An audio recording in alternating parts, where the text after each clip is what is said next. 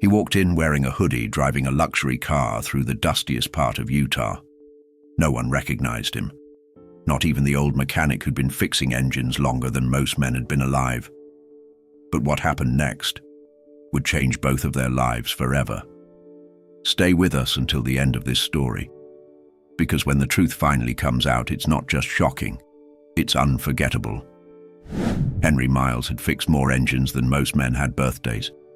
70 years old, grey at the temples, strong in the wrists, and silent in the way that only men who've lived too much tend to be.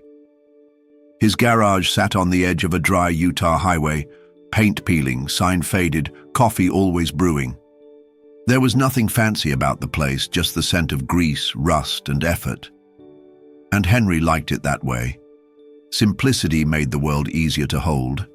He never needed much: a wrench, a rag, and a bit of quiet. The hum of an old radio played classic rock that sometimes skipped when the temperature dropped. The phone barely rang anymore. Locals knew him, but tourists bypassed the road entirely. Still, every morning at exactly 6:45, Henry unlocked the front gate, rolled up the garage door, poured black coffee into a tin mug, and waited. Not for something big, just for something honest. That morning, the desert sky was pale orange. Dry heat climbed off the asphalt like invisible fire. Henry stood in his usual spot, leaning on the counter, sipping coffee when the hum of a foreign engine approached. Not the chugging of a beat-up Ford. This was different, smoother, sleeker. A black Audi, spotless and humming like a whisper, turned off the main road and stopped in front of the garage. Tinted windows, matte finish, no dust on the tires. That alone made Henry raise an eyebrow. Cars like that didn't belong here. The driver stepped out. He wore a hoodie, black. Hood pulled low over his forehead. Sunglasses, no flash, no arrogance, just quiet, respectful. There was something about the way he moved, measured, cautious, like someone trained to observe everything but say very little. He nodded once. His voice, though Henry didn't fully register it then, carried a weight. Calm, firm, controlled. Henry didn't ask questions. That wasn't his way. You bring a problem, he fixes it. Doesn't matter who you are or what you drive. The man pointed to the back of the car, explaining a ticking sound. Henry didn't nod, didn't speak. He walked over, crouched down and listened. Not with tools, not with computers, just with instinct. He placed his hand on the panel, waited, listened again. He stood, opened the hood, moved without rush, without waste. The desert wind swept in, carrying dust that settled on the man's shoes but didn't seem to bother him. He just stood, hands in pockets, watching. Henry traced the sound like a bloodhound tracks a trail, by vibration, by scent, by the subtle notes in the engine's rhythm. After 20 minutes, he found the issue. A pair of loose pins near the exhaust manifold. Not dangerous, but annoying, easily fixed. He walked back to the front. The man had pulled out a sleek black card, thicker than normal, with a shimmer Henry had seen only once before. But Henry didn't reach for it. Instead, he raised one hand, not with defiance, but with finality. That's how Henry was. You didn't pay for decency, especially not when it was the first car he'd seen all day. The man didn't argue, just smiled. There was a softness in that smile, almost familiar. Then he laughed, a quiet, rich chuckle that made Henry's brow twitch. Something about that laugh tugged at a memory he couldn't place. 30 minutes later, the car was fixed. The man offered a handshake, firm and steady. Henry returned it without words. The Audi rolled away, its tires kissing the road as if it had never been broken. The dust returned. The silence returned. And Henry went back to his coffee like the moment had never happened. He thought nothing more of it. Not for the rest of the day. Not for the next few nights. But every now and then, that laugh would echo in the back of his mind. Just enough to make him pause, just enough to make him wonder. 3 weeks passed. No new customers. The town settled back into its usual rhythm of stillness. And just when Henry was about to close up early for once, he heard that same engine hum again. Only this time it wasn't alone. 3 vehicles pulled up to the shop. First the same black Audi, then a luxury SUV, and finally a plain black sedan. Henry's hand froze mid-air, coffee cup halfway to his lips. 3 doors opened, and the man in the hoodie stepped out again, this time without the hoodie. The sound of the Audi alone would have been enough to catch Henry's attention, but the way it was now flanked by 2 other vehicles, one a polished luxury SUV, the other a plain black sedan, changed everything. He wasn't used to visitors, much less an entourage. His instincts flared not with fear, but with the quiet tension that lives in men who've been through too much to ignore the odd moments when life shifts under their boots. The 3 vehicles aligned like they were part of something coordinated, like a convoy. Henry set the coffee down slowly, watching as the same Audi door opened again. The man stepped out, no hoodie this time. The sun hit his face full on. Jason Statham. It didn't register at first. The image was so surreal, so out of place against the cracked concrete and rust-stained tools that Henry just stared. His mind tried to make sense of what he was seeing. The face from movies, from headlines, from late-night interviews and action-packed trailers, standing right in front of him, like a memory that had come to life and walked across the parking lot. Jason walked like he had nothing to prove. Not the swagger of a celebrity, not the arrogance of fame, just the walk of a man who knew who he was. And as he approached, there was a familiarity in his gaze, like he wasn't meeting Henry for the first time, but coming back to something unfinished. Henry didn't say a word. He didn't move. He just stood there trying to understand what was happening. Behind Jason, 2 men stepped out of the SUV. One wore a tailored grey suit, crisp and calculated. The other carried a black folder, thick, heavy, filled with something that looked too official for this part of town. The sedan driver remained inside, engine idling, eyes locked forward. Jason stopped a few feet from Henry. No crowd, no cameras, just dust in the air and tension in the silence. He gave a faint smile, not the kind for press photos or movie posters, something softer, grateful, real. Henry blinked. Jason nodded, as if acknowledging the weight of the moment, and then finally he spoke, not with flair or dramatic pause, but with calm simplicity, not for show, just for truth. He told Henry that 3 weeks ago he hadn't just stopped by for a car repair. He'd been passing through Utah, looking for solitude after a stretch of press tours and obligations. He didn't want assistants, stylists, or handlers. Just quiet, just normal. And when the car started making a strange noise, he took a chance on the nearest garage, hoping to find someone who didn't treat him like a celebrity. He found Henry. He explained how rare it was to be treated like a man instead of a product, how Henry hadn't flinched, hadn't tried to impress or manipulate, hadn't posted his photo, hadn't asked a single question, just did the work, took care of him. And when it was done, refused the money. That, Jason said, was why he'd come back. Henry listened, his expression unreadable. But something behind his eyes shifted, like a slow tide rising behind old walls. Jason motioned to the man in the suit. The lawyer opened the folder and held it out. Henry didn't move. Jason stepped forward, gently took the folder, and placed it on the workbench inside the garage. He gestured for Henry to look. Inside were documents, not just words on paper, but decisions. Deeds, legal agreements, plans already set in motion. Jason had bought the garage not to take it away, but to give it back, to give it life. The building was now Henry's, fully paid and registered under his name. Not just that. Jason had funded a full renovation, state-of-the-art tools, lifts, diagnostic machines, custom paint, signage. A crew was ready to begin the moment Henry gave the word. Alongside that, a trust fund had been created in Henry's name, retirement secured, health insurance covered, and a stipend paid monthly for the rest of his life. Jason paused, watching for a reaction, but Henry remained still, so Jason kept going. He told Henry that his father had been a mechanic, a quiet man, a lot like him, a man who passed away before Jason ever found success. He'd always wanted to do something like this for his dad, but life moved too fast, and time ran out. When he met Henry, it felt like getting that second chance, like honoring the kind of man the world too often overlooked. Henry slowly walked over to the workbench.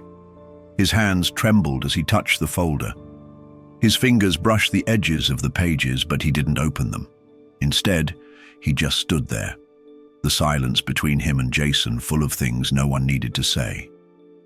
Jason then said one last thing. He wasn't doing this for show. There would be no press release, no article, no photo op. He hadn't brought cameras. He hadn't told his team. It was something he needed to do, for himself, for his father, for Henry. And then he said there was one last detail, the name of the garage. Jason had one suggestion, and he hoped Henry would at least consider it. Jason turned and pointed to a tarp-covered sign leaning against the far wall. "When you're ready," he said, "uncover it." Then he left the garage, and Henry stood alone, staring at the covered name that would soon change everything. Henry stood still for a long while after Jason left, the soft thrum of the Audi fading into the silence that returned like a familiar friend. The sun poured through the garage door, casting a golden hue over the folder on the workbench and the dusty tarp covering the new sign. Nothing moved except the slow swirl of particles dancing in the air. But inside Henry's chest, something stirred, a quiet storm of disbelief and memory colliding. His hands, worn from years of metal and flame, reached for the folder. The paper inside crackled with weight, thicker than bills, heavier than contracts. Real, signed, sealed, validated by lawyers he'd never heard of and backed by a name known around the world. Each document confirmed what Jason had said. Ownership of the property, complete renovation plans, a monthly stipend, full medical coverage, and even an endowment for a small scholarship fund in the name of Henry's late son, Samuel Miles, US Army, killed in Afghanistan 10 years prior. It hit like a hammer wrapped in velvet. He hadn't spoken Samuel's name aloud in weeks, maybe months, and now it was printed in ink, preserved in something that would outlive them both. A knot formed in Henry's throat, but no tears came. He hadn't cried since the funeral. His grief had hardened into silence long ago. He flipped through the papers slowly, absorbing what he could. A clause near the end caught his eye. Optional staff selection. He could hire anyone he wanted, or no one. Work as he pleased, retire completely, or just supervise. No pressure, no obligation. It was freedom, but it felt like something even deeper. It felt like honor. He walked toward the sign. The tarp was thick and stiff with dust, corners taped down. Henry stared at it for several seconds, as if unsure if he had the right, as if this whole day might vanish the moment he touched it. But he moved anyway. Peeling back the tarp was like opening a time capsule. The sign beneath was new, but it felt timeless. Solid wood carved with care, dark lacquer shining under the light. And across the center, in bold silver lettering, it read, Miles and Sons, East. 2024, in memory of service, in honor of craft. His breath caught. He stepped back, the weight of the name crashing into him harder than he expected. Sons. Not just Samuel. It meant legacy. It meant Jason had understood more than he'd ever said. Somehow, he'd seen what this place meant. Not just oil and wrenches and engines, but healing, memory, and love buried beneath layers of routine. Henry reached for the wall behind his workbench. There, among faded posters and old tools, hung a photograph of Samuel in uniform. He removed it gently, wiped the frame with his sleeve, and carried it across the shop. He placed it beneath the new sign. No words, just presence, just truth. Later that night, Henry sat in the small back office of the garage. The room was cluttered, warm with the scent of aged paper and machine oil. He didn't turn on the light. Just sat in the dim orange glow of a single lamp, staring at the documents spread out before him. He didn't understand all the legal terms. He wasn't a lawyer. He didn't care. What mattered had already been said, not in words but in gestures, in the act of remembering, in the echo of a son's name carved into a sign by someone who owed him nothing. The next morning before sunrise, Henry unlocked the garage like he always did. He made the same coffee, wore the same flannel, rolled up the same sleeves, but something was different.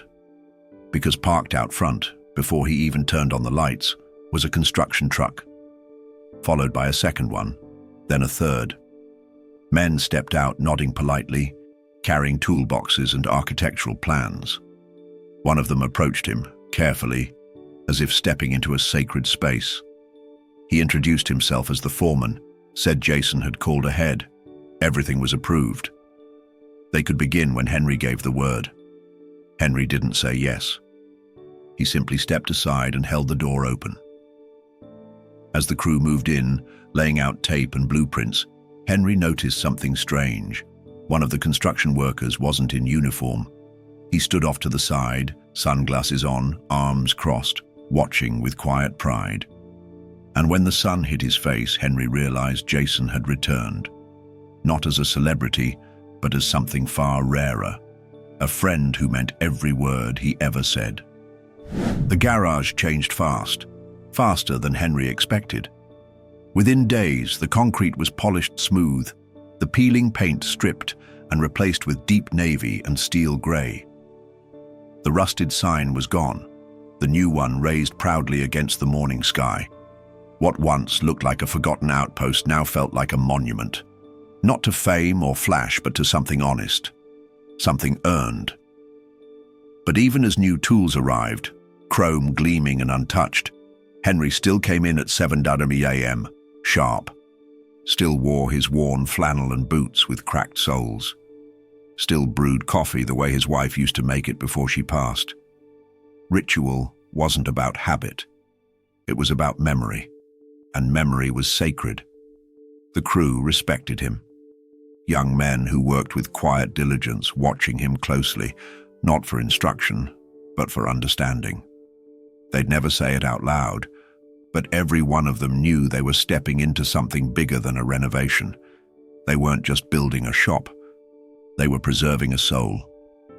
Each day, Jason showed up too. Never loud, never surrounded by cameras, no entourage. Just him, sometimes in a baseball cap, sometimes with sunglasses, always with a cup of coffee in hand. He didn't park inside the gates. He parked up the road and walked in, boots crunching the gravel, nodding at each man as if they'd known each other for years. He never touched a tool, never gave orders. He just sat on a stool in the back corner, near the old radio that still played classic rock, even when the signal stuttered. Sometimes he and Henry talked about engines, about aging, about silence. And sometimes they didn't speak at all. They just sat in it, let the hours pass without needing to fill them. Jason never made the moment about him, not once. And that, more than the money or the plans or the lawyers, was what Henry respected most. It was rare to find a man who knew when to act and when to simply be present. The final renovations were completed exactly 31 days after they started. The new facade gleamed in the sunlight. Glass windows, air-conditioned bays, a waiting area with fresh coffee and old photos framed on the walls, black and white shots of Samuel in uniform, of Henry beside his first car, of his late wife holding a wrench with a smirk. The opening wasn't grand, no ribbon cutting, no press, just a handwritten sign taped to the window. Open again, If you need something fixed, come by. That morning, a dozen townspeople stopped in, not for repairs, but to shake Henry's hand. Some brought pies, others brought flowers. One woman left a note that read, "Thank you for staying when the rest of us left." But the one who mattered most arrived quietly, without announcement. Jason stepped in wearing jeans and a white t-shirt smudged with dust. He carried 2 cups of coffee. Handed one to Henry, sat down. They watched the shop together, watched the new team working, the lift arms rising smooth and quiet, the sound of ratchets clicking like a song. Jason glanced at the wall behind the front desk, where the photo of Samuel now hung beside the new sign. He nodded toward it, said nothing, just sipped. Then finally Henry stood up, walked to the wall, and took down an old plaque. It was rusted, chipped, and fading. It read, "Miles Garage, since 1972. He set it aside gently and replaced it with the new one. Miles and Sons, Esther, 2024. The moment was small, quiet, but for Henry it was everything. Because that name wasn't just a sign, it was restoration, of meaning, of memory, of family, of something he thought was gone forever. The weeks that followed were steady. Work flowed in, word spread. People started making the detour just to stop by. The shop wasn't just a place to fix cars anymore. It was a story, a symbol, a reason to believe that decency still had weight. And Jason kept coming back. Not every day, not with fanfare, but often enough that the locals started calling him Henry's quiet partner. He never corrected them. One evening, just as the sun was slipping behind the hills, casting long, golden rays across the shop floor, Henry walked to the back room. He opened a drawer and pulled out a photograph, a picture of him and Samuel, arms locked, grins wide, grease on their faces. He pinned it next to the one Jason had given him last week, taken without warning, without posing. It showed the 3 of them, Henry, Samuel's photo behind them, and Jason, arm over Henry's shoulder, both men smiling softly. Below it, written in Henry's own hand with a black marker, were just 6 words. Family isn't always born, sometimes found. But every now and then, Jason still drops by, not for car trouble, but to sit in the back, sip coffee, and talk about engines. Some men fix engines, others fix what the world forgets. Henry didn't ask for anything, but what he gave changed everything. If this story moved you, don't forget to subscribe to the channel for more powerful stories like this one. Click the like button, share it with someone who still believes in kindness, and let us know in the comments. What would you have done if Jason Statham walked into your life like this? Because sometimes the quietest people make the loudest impact.